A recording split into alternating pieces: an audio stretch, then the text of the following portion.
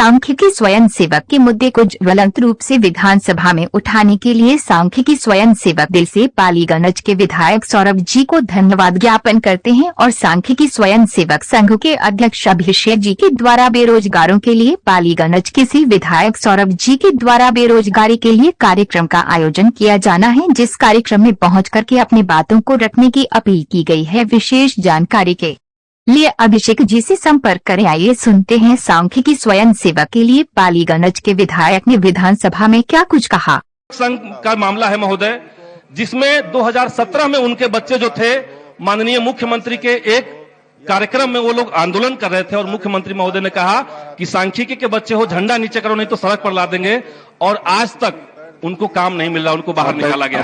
3 sentence महोदय, 3 sentence, 3 वाक्य सिर्फ मैं बोलूंगा महोदय, मैं सिर्फ 3 वाक्य बोल करके अपनी बात खत्म करूंगा।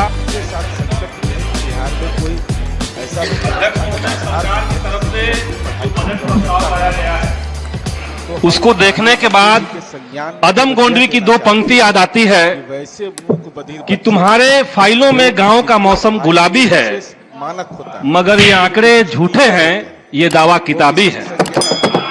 और जो फर्जीवाड़ा बजट प्रस्ताव में है उसके कुछ बिंदुओं की तरफ मैं इस सदन का ध्यान आकृष्ट कराना चाहता हूं।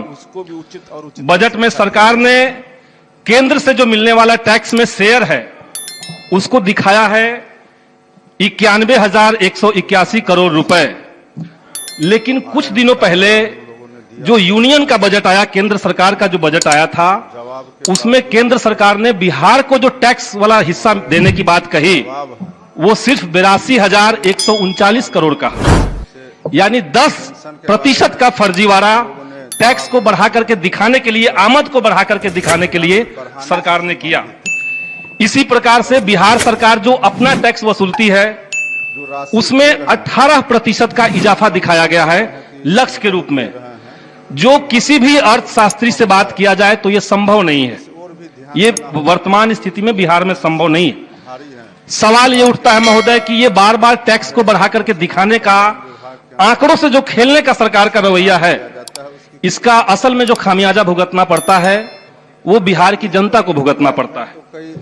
पिछली बार सरकार ने शिक्षा, खेलकूद, कला और संस्कृति के ऊपर जो बजट एलोकेट किया था सदन के अंदर वो था 39,351 करोड़ रुपए, लेकिन जो वास्तविक अलॉटमेंट हुआ वो 31% कम हुआ, क्योंकि आपने बजट के समय दिखाया कि हमारे पास खूब पैसा आ रहा है, और जब बजट एलोकेट करना था शिक्षा डिपार्टमेंट को तो आपने सिर्फ 27,347 करोड़ ही अलॉट किया।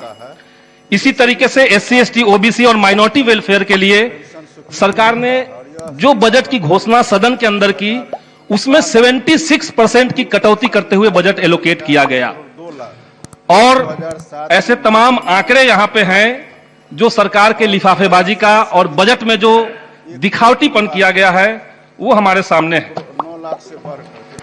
महोदय, रूरल डेवलपमेंट के ऊपर पिछली बार सरकार ने बजट अलॉटमेंट से जो वास्तविक बजट दिया था उसमें वो 40% कम रहा। इसी तरीके से एग्रीकल्चर और एलाइड एक्टिविटीज में 52% की कटौती हुई। तो इस तरह से आंकड़ों पे हम नहीं जाते हैं, बल्कि जो ज्वलंत सवाल बिहार के हैं और जो लेकर के 59 साल की आयु में जो लेबर फोर्स पार्टिसिपेशन रेशियो है वो बिहार में सिर्फ 27.5% है। सिर्फ इतने लोगों का ही लेबर फोर्स का पार्टिसिपेशन SGDP बजट में हो रहा है। इसका सीधा मतलब है कि बड़े हिस्से के पास कोई रोजगार नहीं है। ये राष्ट्रीय आंकड़ा 41% के आसपास है। और रोजगार की बात करते हुए मुझे हाई कोर्ट का एक जजमेंट जो पिछले साल 15 जुलाई को आया था, मैं उसको कोट यहां पे करना चाहता हूं। हाई कोर्ट ने कहा था, माननीय हाई कोर्ट का एक वर्डिक्ट में ये बात आई थी कि भारत के संविधान में परिभाषित कोई भी संस्था इतनी बेदिमाग अर्थात माइंडलेस नहीं है जितनी बिहार की सरकार। अपनी गलती को छुपाने के लिए कोई भी संस्थान इतनी बेशर्मी नहीं कर सकती है जितनी कि बिहार की सरकार।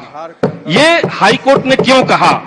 शिक्षा विभाग के शिक्षा से जुड़े हुए एक मसले पर रीट पिटीशन के जवाब में ये हाई कोर्ट ने कहा था। और हम देख रहे हैं कि आज बिहार में तमाम ऐसी बहालियां हैं जो सरकार के माइंडलेसनेस के चलते लाखों अभ्यर्थियों का जीवन जो है, उनका जो भविष्य है, उसको अंधकारमय बनाया जा रहा है। एसटीईटी बहाली 2019 की अगर बात करें तो उसमें जो सरकार की तरफ से 37,000 बहालियों में हमें लगता है कि 37 बार गलतियां की गई है। पहले बार 12 मार्च को रिजल्ट जो आया, कहा गया कि सबकी नियुक्ति पक्की समझी जाए, सबकी नौकरी पक्की समझी जाए। माननीय शिक्षा मंत्री ने, शिक्षा विभाग के अपर मुख्य सचिव ने और शिक्षा विभाग के तमाम आला अधिकारियों ने प्रेस कॉन्फ्रेंस करके ये बात कहा। और अब हम देख रहे हैं कि शिक्षा विभाग में वो जो एसटीईटी का जो विज्ञप्ति था, उसकी धज्जियां उड़ाते हुए बार बार बयान बदले जा रहे हैं। महोदय, मुझे 2-3 बातें और कह लेने का ही समय दिया गया है आपको। बीएसएससी इंटर स्तरीय बहाली में महोदय विज्ञप्ति के बजट को न मानते हुए 2014 से पहले का एनसीएल मांगा जा रहा है। अनियोजित कार्यपालक सहायक जो हैं, उनकी नियुक्ति नहीं हो रही है, जबकि हाईकोर्ट ने कहा कि उनको नियुक्ति किया जाए और उनका काम सिर्फ वही करें। उसके बावजूद सरकार जो है वो शिक्षकों से उनका काम ले रही है। सांख्यिकी स्वयंसेवक संघ का मामला है महोदय, जिसमें 2017 में उनके बच्चे जो थे, माननीय मुख्यमंत्री के एक कार्यक्रम में वो लोग आंदोलन कर रहे थे और मुख्यमंत्री महोदय ने कहा कि सांख्यिकी के बच्चे हो, झंडा नीचे करो नहीं तो सड़क पर ला देंगे, और आज तक उनको काम नहीं मिल रहा, उनको बाहर निकाला गया। 3 सेंटेंस महोदय, 3 सेंटेंस, 3 वाक्य सिर्फ मैं बोलूंगा महोदय, मैं सिर्फ 3 वाक्य बोल करके अपनी बात खत्म करूंगा। मैं सदन के माध्यम से सरकार से कहना चाहता हूं कि बिहार में एक पॉलिसी बने जिसमें हर बहाली के विज्ञप्ति में यह नियम बनाया जाए कि आपको विज्ञप्ति के अंदर विज्ञापन कब पूरा होगा उसका समय सीमा का उल्लेख हो। एक बात ये। दूसरी बात कि जो वर्तमान में बिहार के अंदर रोजगार की स्थिति है, जो बहालियों का संकट है, उसको दिखाते हुए आगे का रोडमैप सरकार का क्या होगा, इसके ऊपर एक श्वेत पत्र सरकार जारी करे कि वो कब तक उसको सॉर्ट आउट करेंगे। तीसरा मामला है महोदय कि युवाओं का जो संकट बिहार के अंदर दिख रहा है, जो सरकारी आंकड़ों से कहीं ज्यादा भयावह है, उसको सरकार लेकर के क्या सोचती है, उसे लेकर के मेरे ख्याल से एक अतिरिक्त सदन, विधानसभा का एक अतिरिक्त सत्र, जिसमें रोजगार और तमाम जो 22 तरह की बहालियां बिहार में पेंडिंग पड़ी हुई है विभाग और सरकार की मनमानेपन के चलते, उसको लेकर के एक अतिरिक्त सत्र हो।